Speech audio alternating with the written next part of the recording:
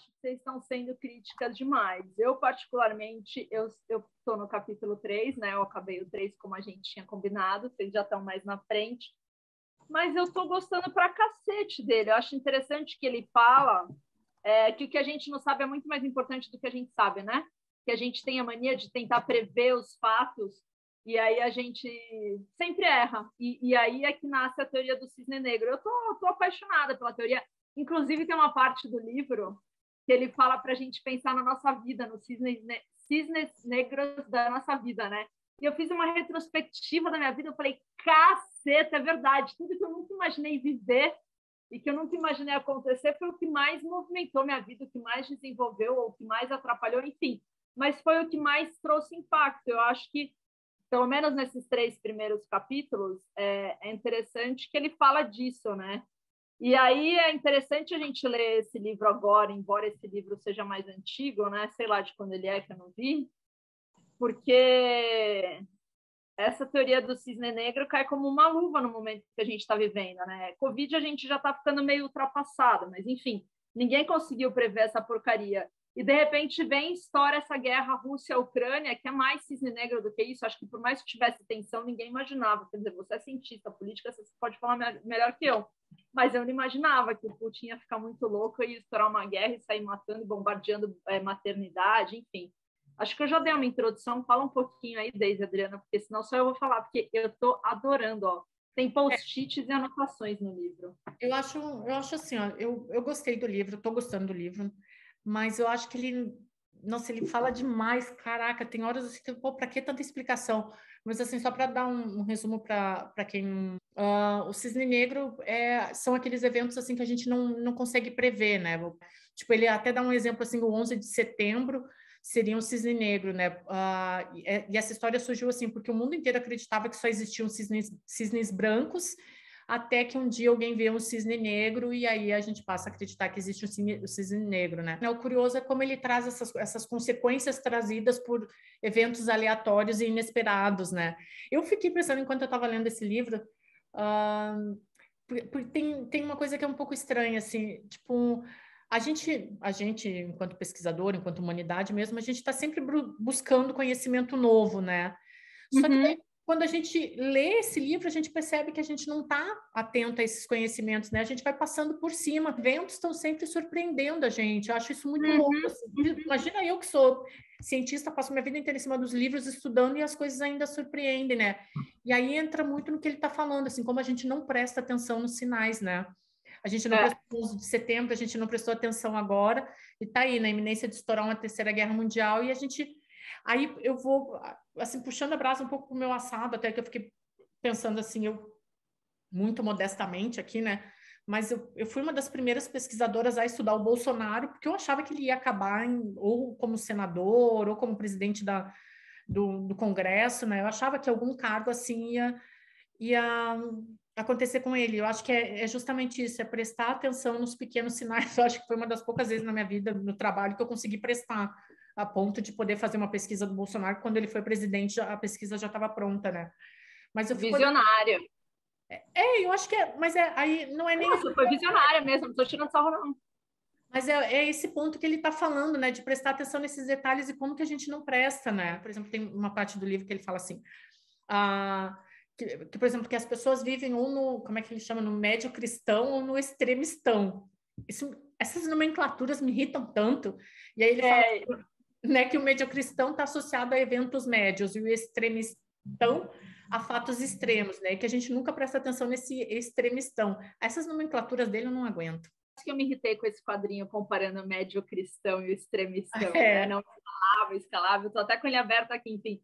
Mas pegando o gancho no que você estava falando, que a gente não presta atenção em fatos isolados, a gente ignora alguns fatos, é interessante que ele cita direitinho, né, a curva de Gauss, né, que todo mundo aprende na faculdade, e aí é interessante porque eu não lembro as porcentagens, mas tem porcentagem aqui, a gente só analisa sempre o meio, a gente ignora as extremidades, né?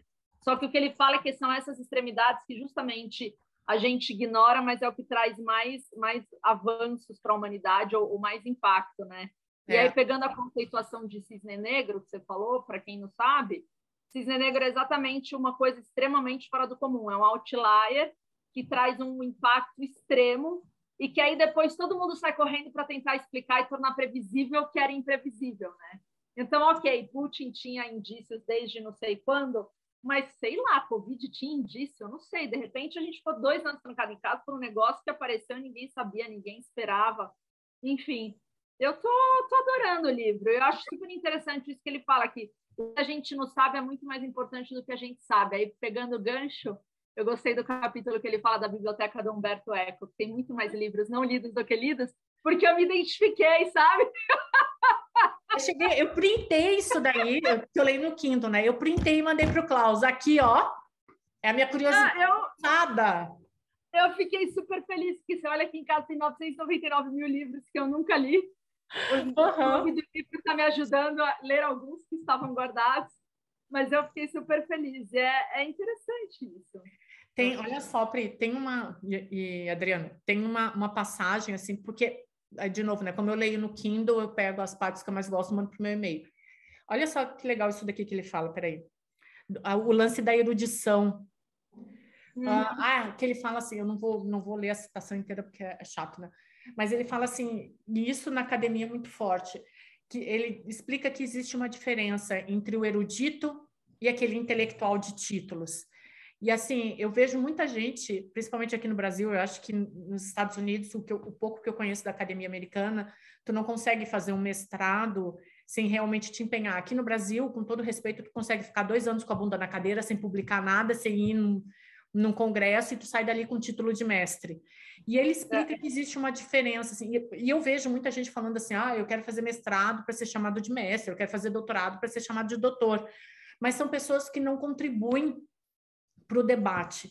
E ele fala, é muito legal como ele fala disso, assim, para mim foi a melhor parte do que eu li até agora, que ele diz assim, que existe uma diferença entre o erudito e esse intelectual. O erudito é aquela pessoa que está sempre procurando conhecimento, sempre quer saber mais, e está sempre propondo o debate intelectual. O intelectual é aquele que, tá bom, fala meia dúzia de... seria um Olavo de Carvalho, né? Eu gosto de fazer essa comparação, mas é um cara que fala ali as palavrinhas mágicas, chama a atenção de todo mundo, mas não se propõe ao debate, né? Ou uma pessoa, um doutor com um doutorado, mas que não se propôs ao debate. Então, eu achei muito legal, assim, ele fala que o erudito é aquele que é genuinamente intelectual, que tem a curiosidade intelectual, né? Que tem a mente aberta para o debate, o desejo de investigar as ideias, né? E ele está sempre insatisfeito com o próprio conhecimento. E muito do que a gente vê aqui na academia brasileira são as pessoas completamente donas de si. Às vezes elas fazem um mestrado ali de 2 anos e estudam, sei lá, vou dar um exemplo aqui, estudou o Bolsonaro e se acha dono do tema, como se ninguém mais fosse capaz de opinar sobre aquilo. A mesma coisa que eu estudei, sei lá, o Bolsonaro no meu pós-doutorado, e eu sento aqui para conversar com vocês como se vocês não tivessem a prerrogativa de poder opinar no que eu estudei. Né? Então, essa diferença entre o erudito e o intelectual, a falácia do intelectual, eu achei fantástico. Eu acho que todo mundo tinha que ler isso. Esse intelectual não é aquela porra lá que pegou o título de doutor depois de 4 anos sentado numa cadeira e não escreveu um puto de um artigo. Isso eu achei fantástico no livro. Assim, essas reflexões que ele propõe, para mim, foram maravilhosas. Assim, ele faz outras comparações que são muito legais. Assim. Aí eu vou ler uma citação aqui, ó, que ele fala assim: nós nos enganamos com histórias que satisfazem nossa sede platônica por padrões distintos, a falácia narrativa.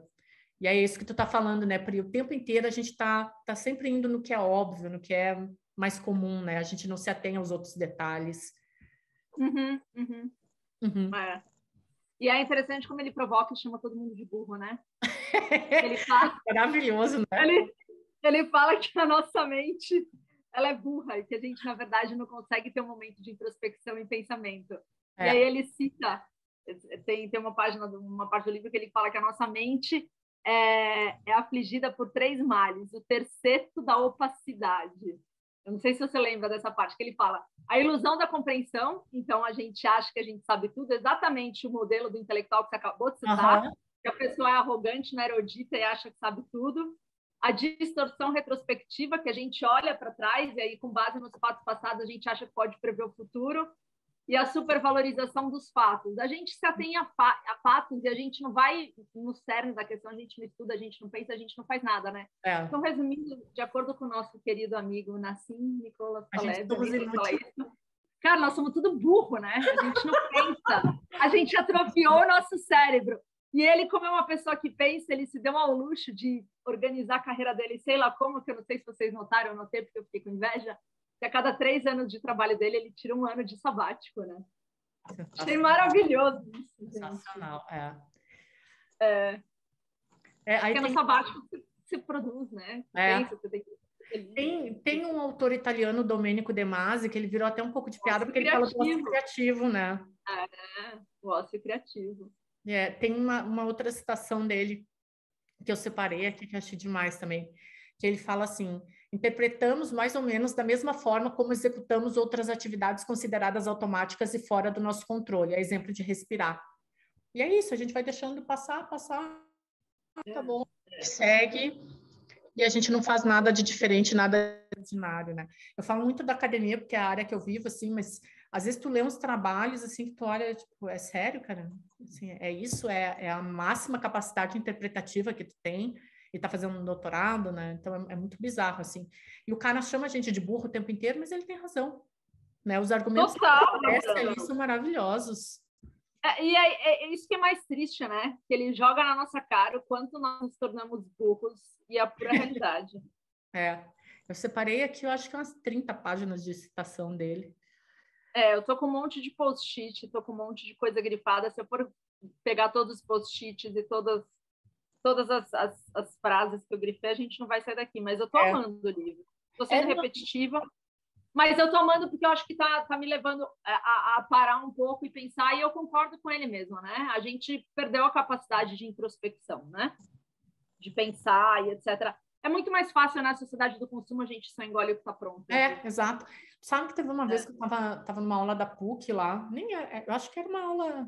Eu tava lá nadando na PUC, eu fui assistir a aula do Juremir.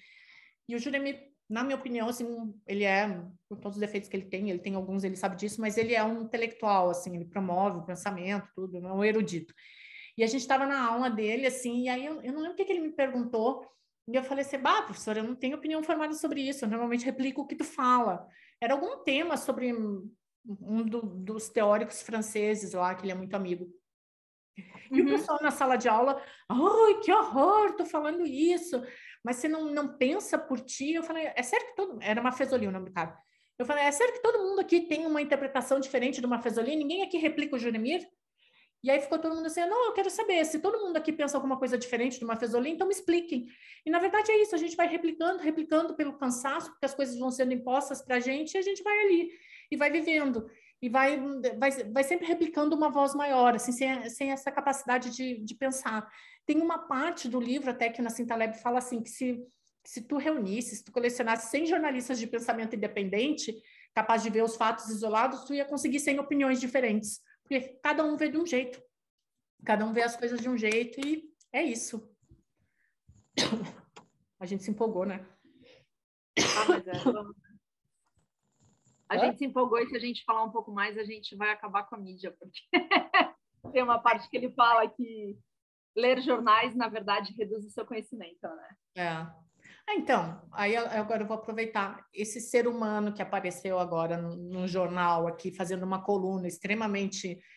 Nossa, como eu sou bonzinho, como eu respeito... O ser humano misógino? O ser humano misógino, agora está surgindo um monte de história dele na internet, que ele expulsou neguinho de congresso, que ele é sexista, o caramba. Então, é isso, né? Vai ler jornal para isso mesmo. Agora o cara tá lá o justiceiro, o cara legal, mas é um baita de um filho da puta, né? Então, ler jornal às vezes dá nisso, né? Tu acaba seguindo um bando de besta. É o tal do ídolo de barro, né? Quando tu conhece um pouquinho mais, tu te decepciona, assim. Acho que jornal é mais ou menos a mesma coisa. Enfim. Mais alguma coisa? Tu gostou mesmo, hein? Porque no Menos Marx, Mais Mises, tu ficou só... Não, mas eu falei bastante no Menos Marx, Mais Mises. Eu adorei, eu quero, na verdade, reler depois. Porque como eu tô lendo com toda essa calma do mundo, eu acabo perdendo um pouco a narrativa. Mas eu quero voltar e reler depois que a gente acabar. Olha só, só para... Assim, a gente começou falando assim que a galera que começou a ler esse livro não terminou, mas é muito legal. É porque talvez o problema do Nassim Taleb seja que ele questiona demais, ele pensa demais, a gente não está acostumado, né? A gente pega um livro com uma narrativa direta, objetiva, uma historinha com começo, meio e fim, e ele está sempre questionando tudo, né? Então, eu acho que as pessoas se irritam. tem uma frase Porque dele. não tem paciência para fazer esse exercício. Né? Exatamente. É por isso que eu estou gostando. Então, um monte de gente falou assim, mas tu tá falando aí do Cisne Negro, mas tu leu até o final? Eu falei, ainda não li. E aí o Antifrágil, ninguém consegue. Aí o pessoal começou a falar, ninguém consegue ler Nassim Taleb até o final. E aí é isso, né? Se tu leu Nassim Taleb, tu pensa, bom, é óbvio que não consegue ler, né? Porque ninguém tem esse tempo para pensar e para se questionar, né? E tem uma frase dele, assim, que eu achei fantástica, assim, que ele fala assim, como é que é? Isso talvez seja a verdadeira autoconfiança, a capacidade de olhar para o mundo sem ter que encontrar sinais que massageiem o próprio ego. Isso é muito difícil, né? A gente está sempre querendo, nossa, olha como eu estou certo, a minha opinião é a correta, né? Eu estou achando maravilhoso, assim. Eu parei de ler porque eu achei que tu tinha acabado com o Clube do Livro, mas... Não, já vamos marcar, vai. Vamos marcar o próximo.